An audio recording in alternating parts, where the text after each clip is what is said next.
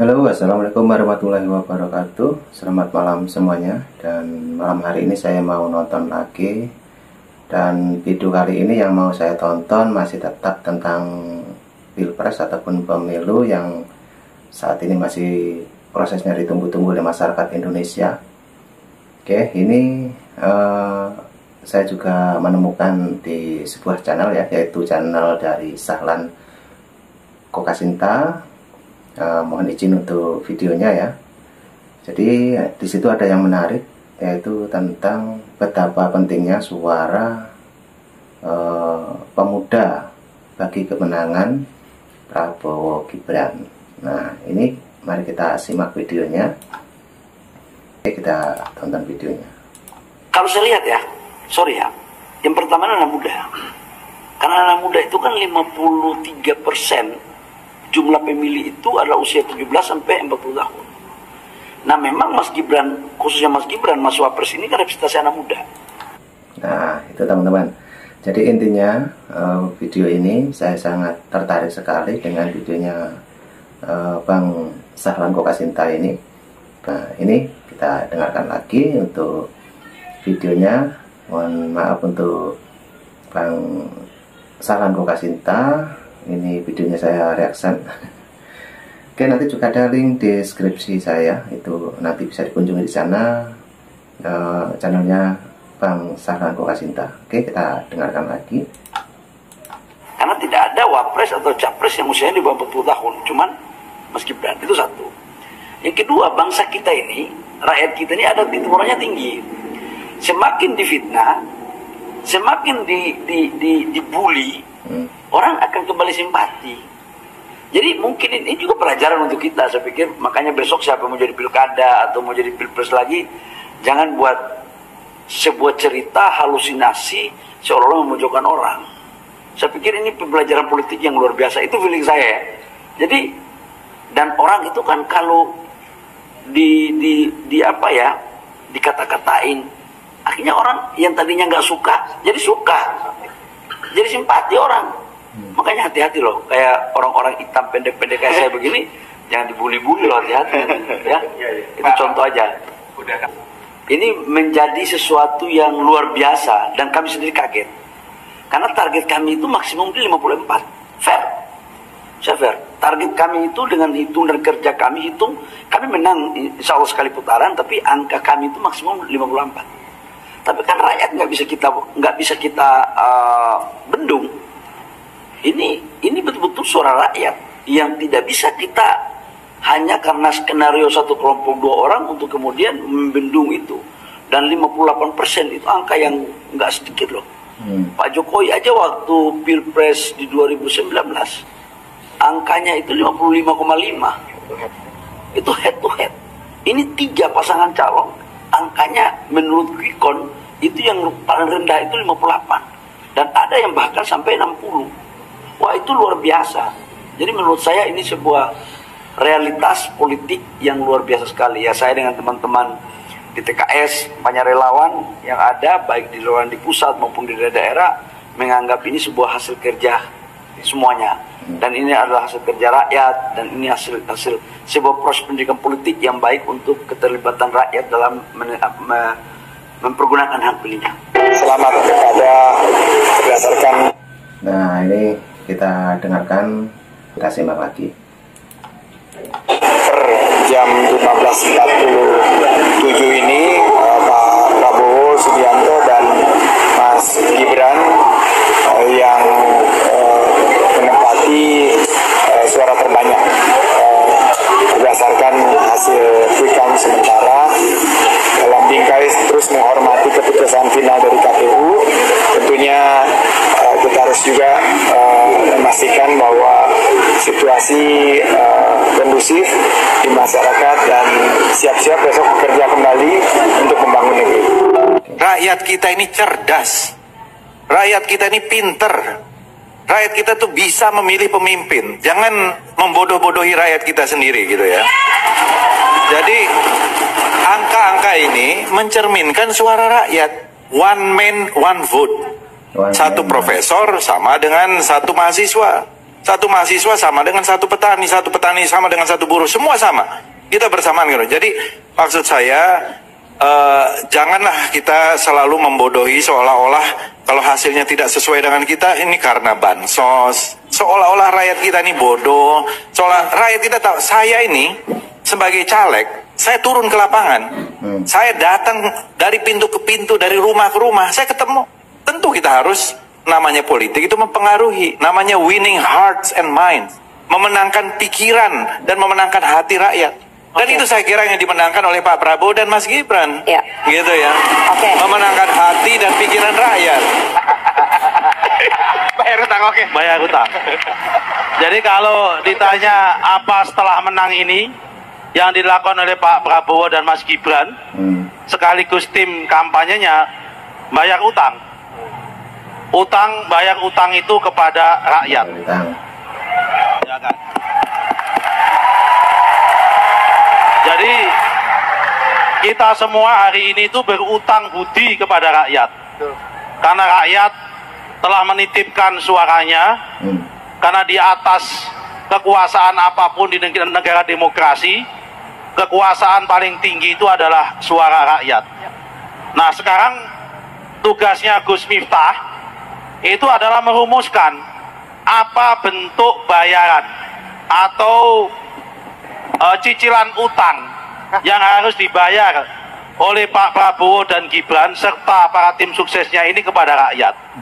Kepada rakyat masyarakat desa apa bayarannya, kepada guru apa bayarannya, kepada siswa apa bayarannya, kepada masyarakat santri dan pondok pesantren apa bayarannya.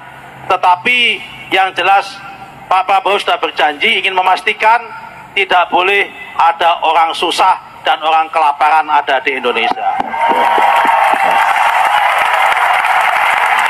Jadi bagi tim setelah ini adalah merumuskan tentang konsep bayaran utang secara sektoral kepada rakyat, yang itu nanti harus diimplementasikan kepada Pak Prabowo dan Mas Gibran pada 5 tahun mendatang. Untuk pendukung 01. Nah, ini pesan-pesannya ya. Pesan-pesannya dari mbaknya ini, mari kita dengarkan. Dan 03 ya, yang belum bisa move on dan belum bisa legowo. Kalian bilang orang curang tuh dari mana? Coba pakai akal, pakai otak, pakai logika, ya kan? Di setiap TPS itu ada yang namanya saksi, ada yang namanya Bawaslu, ada polisi, ya kan? Ada aparatur negara di situ. Dan setiap saksi itu pasti dari masing-masing partai, dari masing-masing kandidat, dari masing-masing paslon yang mencalonkan diri untuk jadi calon legislatif, jadi presiden, ya kan? Terus kalau kalian bilang 02 itu curangnya kayak mana caranya? Terus kalau abahan kalian itu menang tinggi suaranya, baru kalian bilang real, baru kalian bilang itu nggak curang.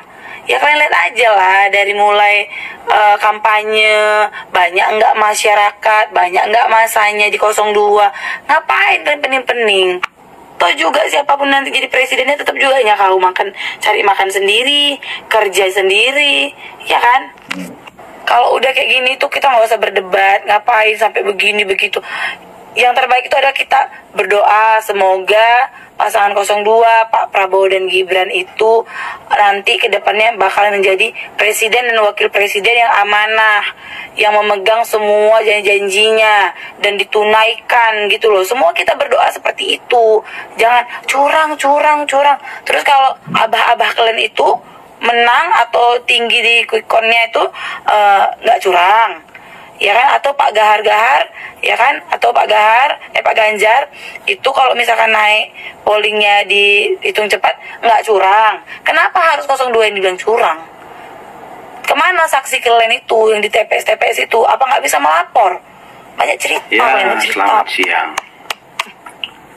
Berdasarkan quick count maka 03 tertinggal jauh dan dipastikan ya pasti kalah lah ya. Saya ini pendukung 03. Saya kasih tunjukkan buktinya ya. Nih, waktu kemarin pas nyoblos tuh, tak tusuk 03. Tak tunjukin lagi bukti biar kalian percaya. Pas ke TPS pun aku pakai baju ini. Gama, tuh. Kurang apa lagi nih? Pendukung garis keras 03. Nah, kenapa kemudian kita bisa kalah? Ini secara awam nih saya kasih tahu alasannya ya. Kenapa kita bisa kalah, 03 bisa kalah. Pertama, kalian izinkan orang ini ikut kampanye. Kalian izinkan dia ikut kampanye, itu yang pertama. Dia menghina-hina Jokowi kan. Berikut, nih, si siapa namanya Butet itu ya. Kalian izinkan dia juga ikut kampanye terus menghina Jokowi kan. Tuh, nih yang kedua nih. Terus nih, kalian suruh si Lontong ini ikut kampanye juga kan. Nah, itu 3 alasan kenapa kalian ya bisa kalah, kita bisa kalah. Karena kalian izinkan orang-orang ini ikut kampanye. Setelah kampanye bukan suara makin naik, malah makin turun tuh suara. Aduh. Ya, apalagi Ganjar nih. Di saya ini tuh 03 ini ya. Aku pilih 03 karena aku ini penggemar garis keras Profesor Mahfud. Si Ganjar ini macam betul aja hidupnya. Sok-sok menghina Jokowi, sok-sok ngasih nilai ke Jokowi. Kau ini nggak tahu kalau ada yang namanya pendukung garis keras Jokowi. Kutunjukkan ke kau satu foto lagi biar kau tahu Ganjar ya. Kau lihat nih, Ganjar. 2014 aku ke GBK dukung Jokowi. 2019 pun aku ke GBK nih, dukung Jokowi juga. Aku ini penggemar garis keras Jokowi. Tapi aku tahu kenapa aku tetap pilih PDIP dan tetap pilih kau. Karena aku yakin PDIP itu yang masih konsisten dengan ideologi Pancasila. Makanya pun walaupun kau kalah, partai PDIP itu masih di atas tuh. Semoga nanti di pemilihan berikut kau dicalonkan lagi sama PDIP. Kalau enggak, Bu Mega tolong ganti aja lah dia ya kan. Aduh, itu keresahan yang mau kasih tahu hari ini ke kalian ya. Lapor Jenderal. Nah, ini ada lagi ya. Mungkin ibu-ibu ini juga mengutarakan isi hatinya ya. Tugas kita sudah selesai mengawal Bapak menjadi presiden. Tapi Bapak, boleh nggak kita ada permintaan Pak? Bapak lihat kan waktu Bapak nyebut mantan istri Bapak, Ibu Titi, anak Bapak Mas Didit, itu senyumnya sumringah, tepuk tangannya panjang, berarti itu menandakan kebahagiaan Pak. Apalagi rakyat Indonesia Pak. Sama Bapak menyebut nama Ibu Titi bergemuruh selalu setiap Bapak menyebut Ibu Titi. Nah, permintaan kita nih Pak ya, mewakili mungkin rakyat Indonesia, Bapak bisa nggak rujuk sama Ibu? Itu hadiah terbesar loh Pak kalau Bapak sampai balikan sama Ibu ya. Karena kita nggak dikatain lagi Pak kalau kita nggak punya ibu negara. Kan begitu Pak sama pihak sebelah. Capek Pak kita dihina melulu, dimaki-maki mulu, ya kan? Nggak punya ibu negara katanya.